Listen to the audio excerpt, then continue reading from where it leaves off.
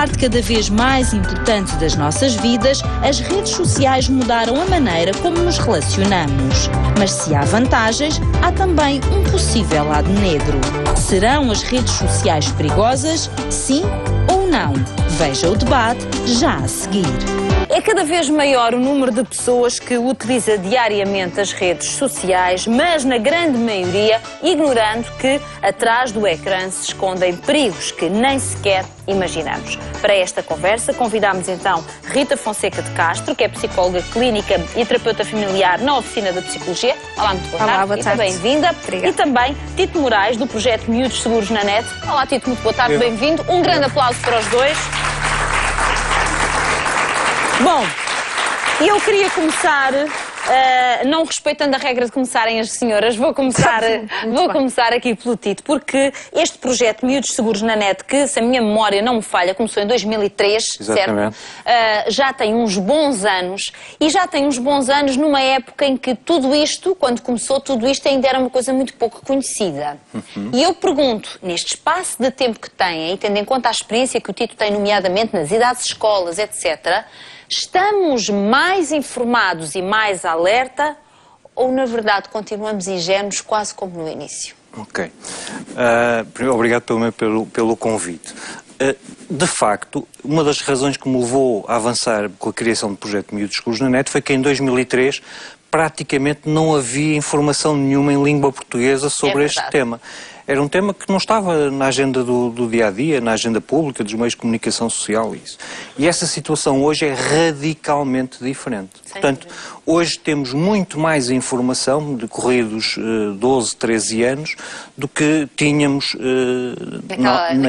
naquela altura. Agora, também há uma situação que é: nós podemos dar toda a informação possível, mas muitas vezes a informação entra por um ouvido a 100 e sai pelo outro a 200. Por outro lado também, se as pessoas não agirem sob a informação que lhes é fornecida, na realidade é como se ela não existisse, porque não vai ter efeito prático nenhum. Daí que continuem a existir muitas situações positivas por um lado e outras também negativas, resultantes da utilização da internet. Outra realidade também é que hoje, comparativamente com 2003, há muito mais pessoas a usar a internet, há muito mais dispositivos através dos quais nós podemos usar a internet. Em 2003 era praticamente o computador de secretária. Hoje é o mundo. Depois surgiram os portáteis, surgiram os smartphones e hoje há também os tablets. E isso faz também com que surjam toda uma outra série de tecnologias que também podem colocar as pessoas, têm aspectos positivos, mas também podem colocar as pessoas em risco, não é? Agora, eu pergunto, Rita, como psicóloga, e sei que tem muito contacto com crianças, com adolescentes, com os respectivos pais, porque eu sei que também é uma preocupação da Oficina da Psicologia, vocês divulgam muita informação à volta deste tema e já exatamente para sensibilizar as pessoas. Eu pergunto se em determinadas idades, falemos por exemplo da adolescência, podíamos dar aqui outros exemplos, se os jovens estão permeáveis a estas explicações, ou seja, quando alguém no fundo procura explicar que é preciso ter a cautela X, Y, Z, não estar tanto tempo, se há permeabilidade ou se a voracidade que as coisas funcionam hoje em dia não dá para parar muito. Sim. Eu acho que os adolescentes estão permeáveis a esta informação como a outras.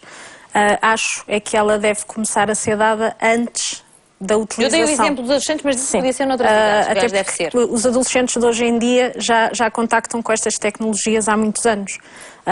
E, portanto, desde E os miúdos nascem a ter os dedinhos afinados. Desculpa, mas nascem, vê-se bebés a carregar nos botões, que eu acho que melhor do que eu. Sim. Portanto, eu acho que se nas escolas, se em casa existe preocupação em fornecer informação sobre tudo aquilo com que os adolescentes ou crianças contactam, as redes sociais e as novas tecnologias são um tema que naturalmente deve ser introduzido enquanto tema de conversa. Como outro qualquer. Como outro qualquer, com naturalidade, deve ser alvo de comunicação, uma comunicação clara, uma comunicação sem tabus, adaptada naturalmente à idade das crianças e dos adolescentes. se esta comunicação, e é um dos objetivos de que o Tito falou e de que o site, portanto, tem esse objetivo, se esta informação for coerente entre casa e escola, tanto melhor.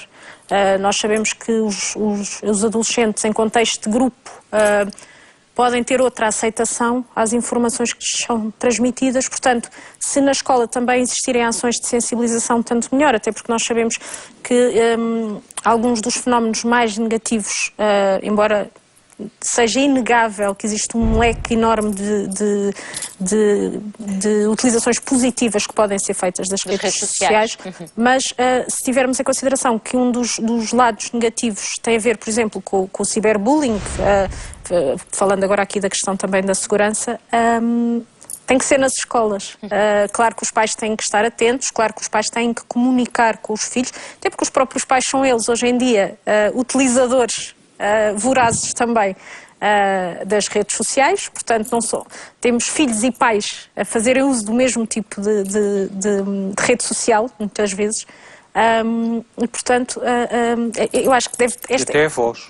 Até a voz. E até a voz, sim, até a voz, até a voz. Eu queria pegar neste aspecto que a Rita estava a dizer, Tito, para talvez, e porque o Tito tem muita experiência nesse campo, nos falasse de quando as coisas correm mal, ou seja, as redes sociais podem realmente ter muitos aspectos positivos. E é verdade o que a Rita diz. Aliás, ainda ontem aqui no programa tínhamos aqui duas histórias em que tinham a ver com, enfim, pessoas que tinham problemas, doenças muito complicadas de tratar, como fobias, etc. E que havia grupos no Facebook onde partilhavam as suas experiências e que era altamente terapêutico, confirmado pelo psiquiatra que aqui estava no nosso programa.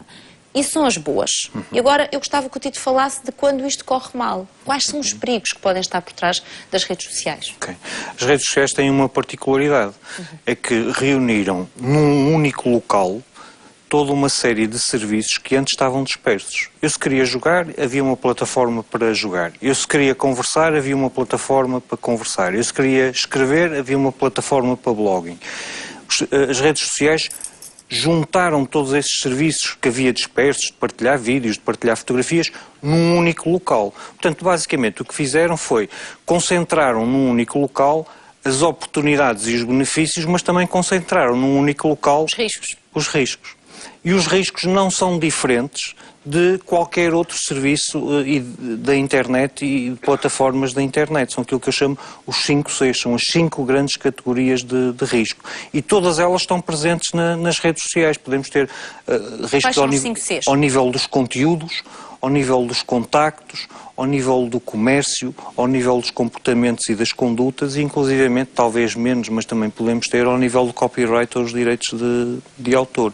Todas estas 5 grandes categorias de risco que existiam, dispersas na internet, estão todas elas concentradas nas redes sociais, porque as redes sociais também concentram as oportunidades e os benefícios. Depois, há algumas dentro destes 5 Cs que poderão ser mais graves, que poderão gerar situações... Por exemplo, dê-me um exemplo. Nomeadamente, por exemplo, houve um caso muito recente, há 2 dias, no Facebook, em que as pessoas inadvertidamente começaram a partilhar conteúdos de cariz pornográfico nos perfis dos amigos, por exemplo.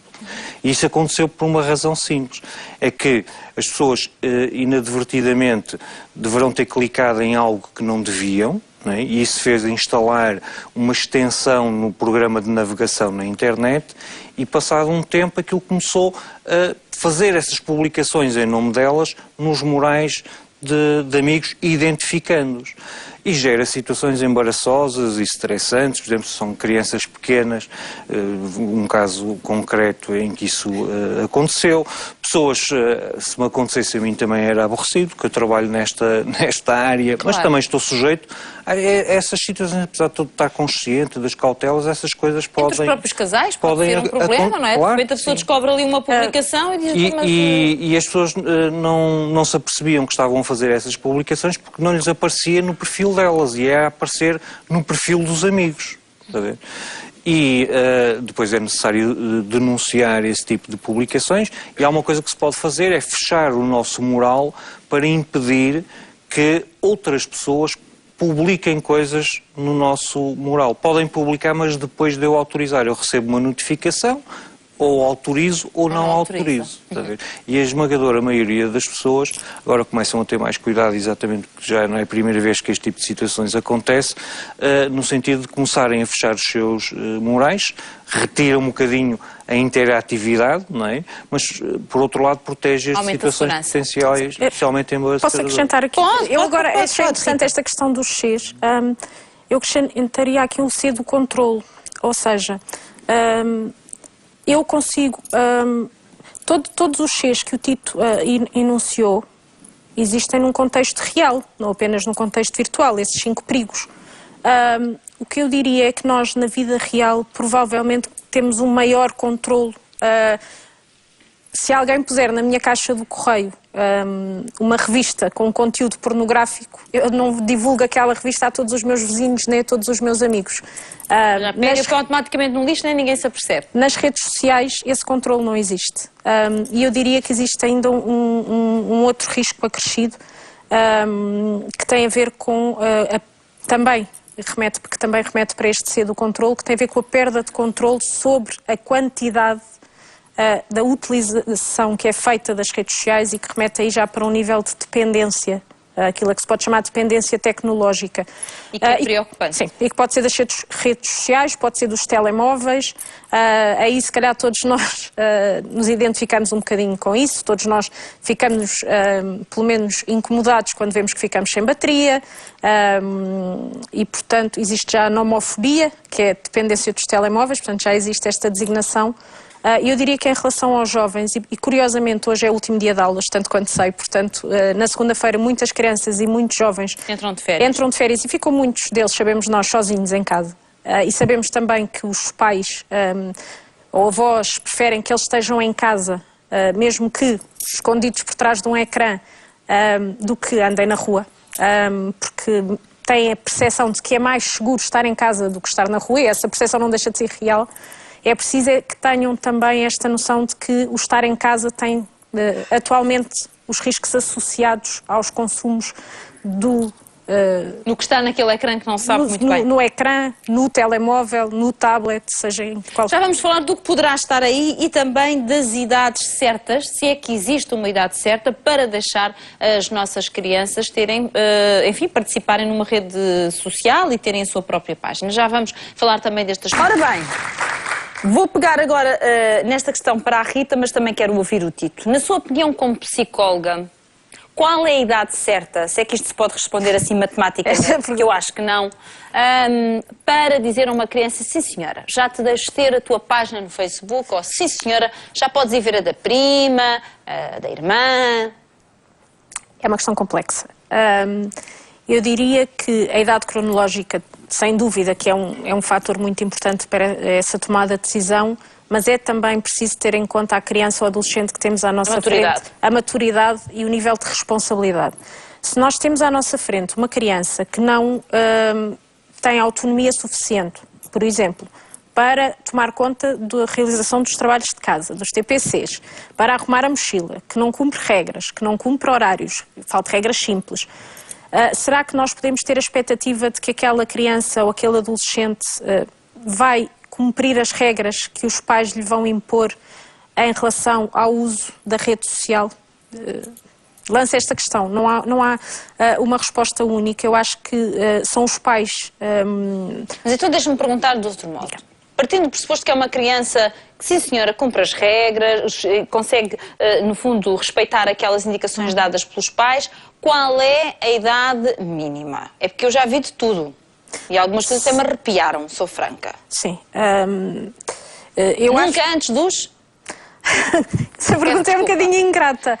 Não se quer se atrever? Não, eu digo porque a esse nível o Facebook, por exemplo, e todas as redes sociais eu sei que não é fácil, Rita. Estabelecem uma idade mínima. Isto em termos regulamentares, não é? No caso do Facebook são os 13 anos. Mas não tem a ver com aquilo que a Rita estava a falar. Não tem a ver com o desenvolvimento da criança. Tem a ver com uma coisa muito simples. É que existe nos Estados Unidos uma lei à qual o Facebook, como uma empresa americana que é, tem que seguir, que é proibido recolher dados pessoais de crianças menores de 13 anos sem o consentimento parental. Portanto, ao estabelecer os 13 anos como idade mínima, o Facebook está a dizer, se mentirem ou dizer que têm mais de 13 anos, estão-me a isentar a mim de responsabilidade, porque eu não tenho controle sobre essa. É que pode ser colocada qualquer data de nascimento. Eles podem. Aliás, perfil falso é uma coisa. A esse nível, o Facebook depois também faz outras coisas, que é, se o Facebook tiver conhecimento de um perfil de uma criança de menos de 13 anos, o Facebook vai eliminá-lo liminarmente, mesmo que esse perfil tenha sido criado com o consentimento dos pais ou até pelos próprios pais. Porquê? Porque é uma questão de se proteger em termos jurídicos. Não é? E essa é a razão que a generalidade deste tipo de plataformas tem os 13 anos. Acontece a mesma coisa para o e-mail e tudo mais. Outras plataformas têm outras idades, por exemplo, têm 18 anos.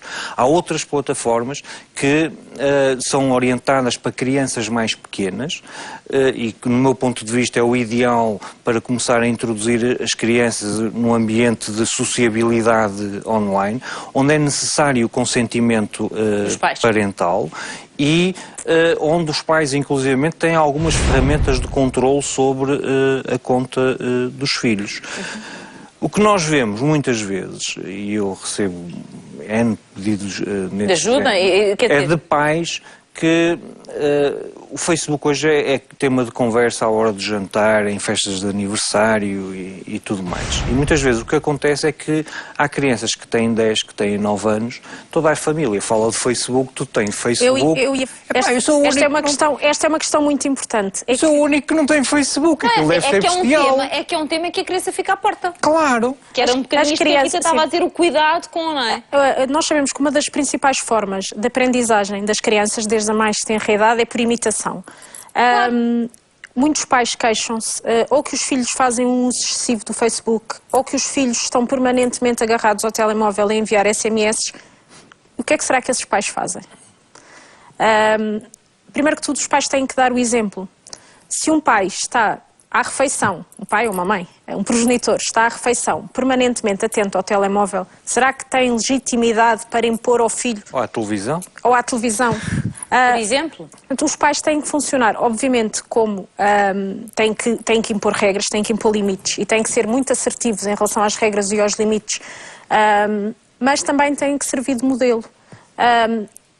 E eu, em relação a essa questão da idade, eu acho que nós não devemos ter regras diferentes em relação ao mundo virtual e ao mundo real. Se uma criança com 6, 7, 8 anos não tem idade suficiente para andar sozinha na rua, ou não tem idade suficiente para se vestir de determinada forma, ou se os pais consideram que não têm ainda idade para uma série de coisas, no mundo real, entre aspas, porque é que terá idade suficiente, por exemplo, para publicar uma fotografia sua em fato de banho? Porque é que terá idade suficiente para navegar sozinha na internet, se não navega sozinha, passa a redundância, na rua? O mundo virtual não é tão distinto do mundo real. Em nada, nem nos perigos. E era isso, a Fátima estava a dizer há bocadinho que eu já vi coisas que me arrepiaram. Já. E eu também. O Tito deve ter visto muito mais do que eu, mas eu já vi coisas que me arrepiaram. E essa é uma realidade, quer dizer, para a qual uma criança, se vai usar a rede, tem que ser preparada. O exemplo que eu lhe contei de indiscriminadamente começarem a ser publicados conteúdos pornográficos, mas quando eu digo pornográficos, é pornográficos da pesada, não são, digamos, playboys ou, desculpa a marca, mas publicações assim no género, não é? Portanto, a criança tem que ser preparada para essa eventualidade. Um dos problemas que eu vejo é que, por exemplo, muitas vezes os pais ajudam os filhos a criar as contas, ao fim e ao cabo dizem, ok, a gente vamos fazer aqui uma mentira piedosa, vamos dizer que tu já tens 14 anos quando na realidade não tens. Esses pais depois vão ter um problema, é que vão ter que explicar aos filhos que mentir numas circunstâncias não tem problema, mas noutras isso não se pode fazer. E isso para uma criança não é assim muito linear. Não é assim tão linear. Não é? Sim. Portanto, esse é um dos problemas. O outro problema é que muitas vezes depois criam essas contas e na realidade não têm o tempo, ou não querem ter, ou a disponibilidade, ou o conhecimento também, para acompanhar a utilização que essas crianças vão fazer das redes. E eu já me deparei com um caso que me incomodou, de um miúdo com necessidades educativas especiais, a quem os pais são divorciados, mas para encurtar a história, deram um telemóvel, criaram uma conta no Facebook, mas não acompanhavam essa utilização. E eu percebi-me que, através do Facebook, o miúdo, como tinha necessidades educativas especiais, era achincalhado, era troçado, era insultado, ou seja, aquilo que podia ser um espaço de recolhimento... Ciberbullying, que falávamos. Exatamente, em que isso já acontecia na escola...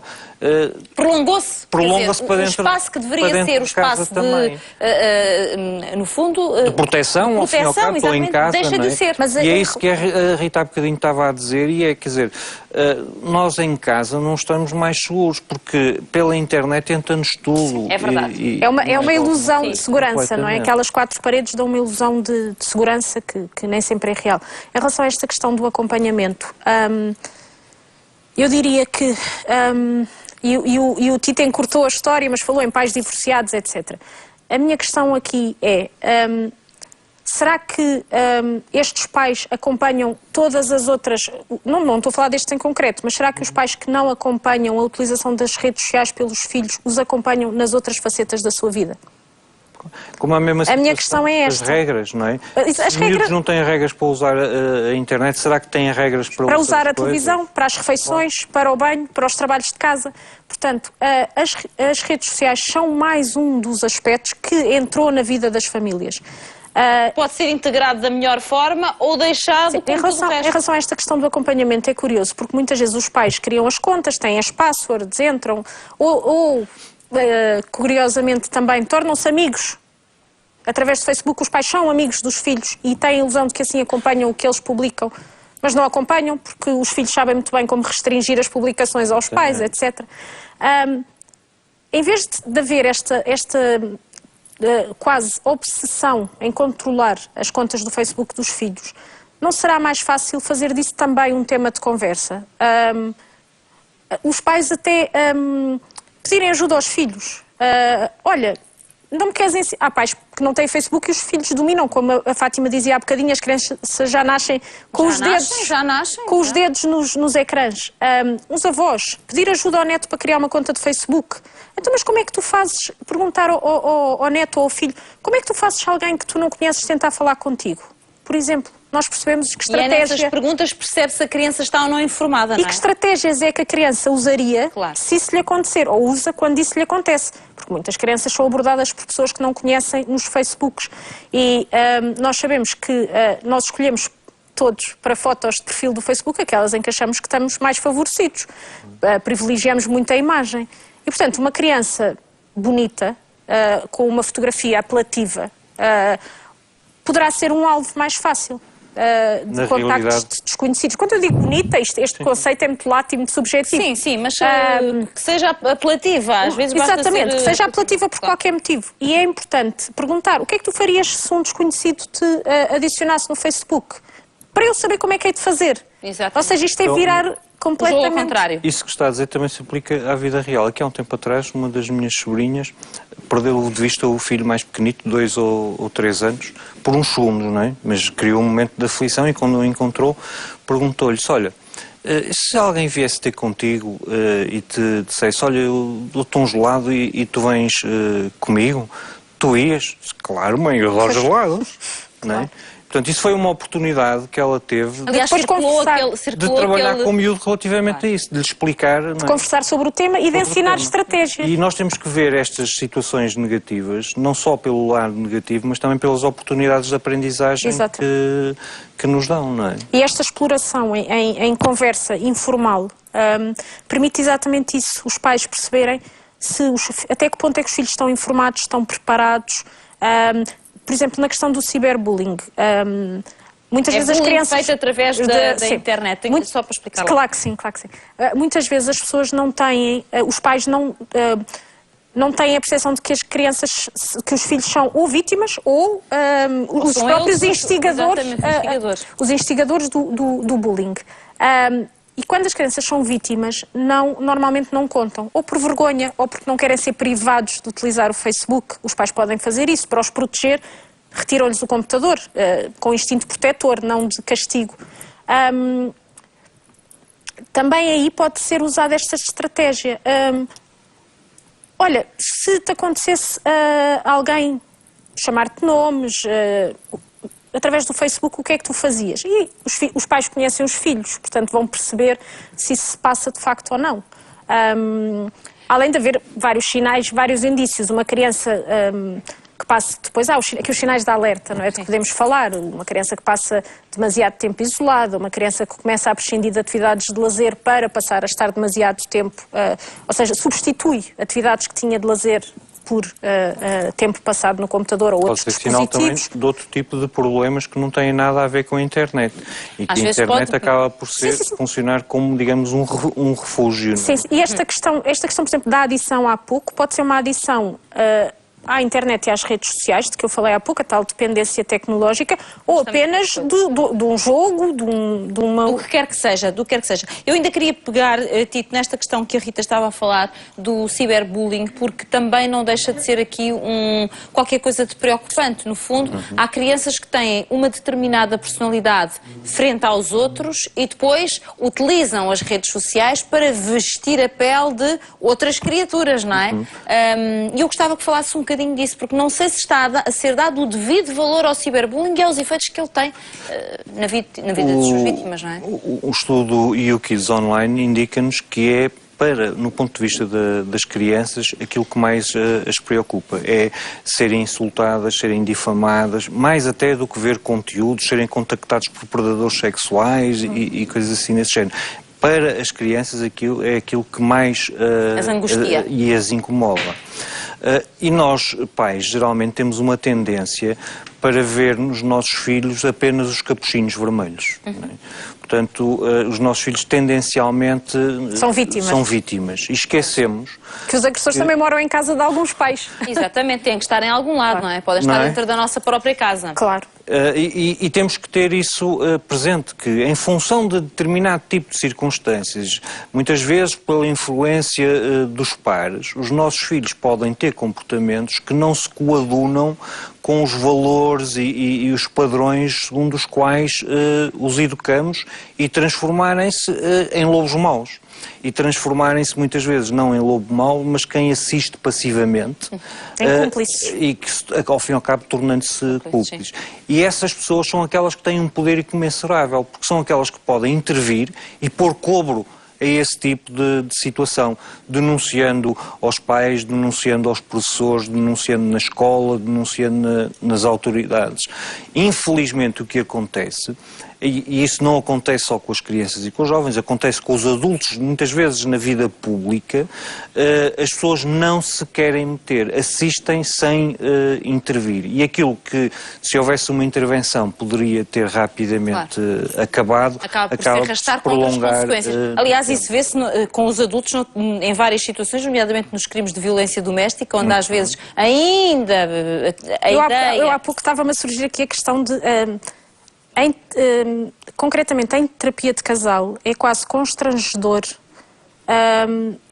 perceber a quantidade de conflitos que levam muitas vezes mesmo a rupturas que surgem em consequência de questões relacionadas... Estamos a falar muito do Facebook, há outras redes sociais, mas o Facebook de facto é que tem maior destaque.